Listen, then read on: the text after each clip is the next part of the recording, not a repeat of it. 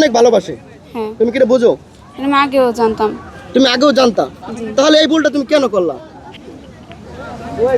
সে আমাকে সহ্য, তার পরিবার সহ্য করতে পারতো না আমার কারণে, তার ঝামেলা হয়ে তার মা তাকে অনেক আদর করে, আমি তো আর অতটা পাই নাই, তার জন্য আমার সহ্য হতো না।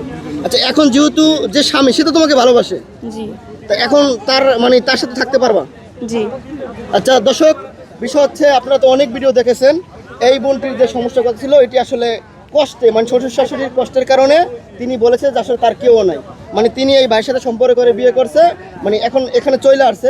তো ভাই এখন তোমরা দুইজনে মিলে যাবা, এখন এই হাত ধরো। যে তোমাকে আর কোনো কষ্ট দেবো না, এটা প্রকাশের বলো। হ্যাঁ বলো, হাত ধরো। হ্যাঁ বলো, জোরে আমি বলো। আর কখনো কষ্ট দিব না, আমার মাফ করে দিন।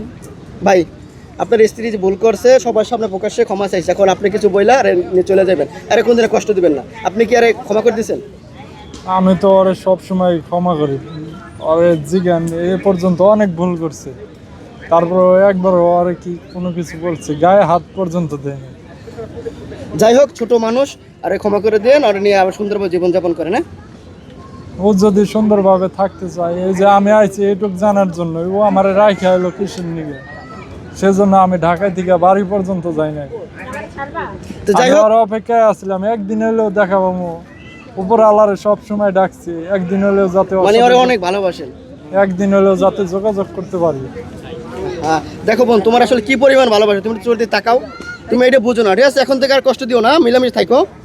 এই ভিডিও কিন্তু আমাদের সবসময় থাইকে যাইব, ঠিক আছে? এই বলার কোনো করবা না। তো যাই হোক।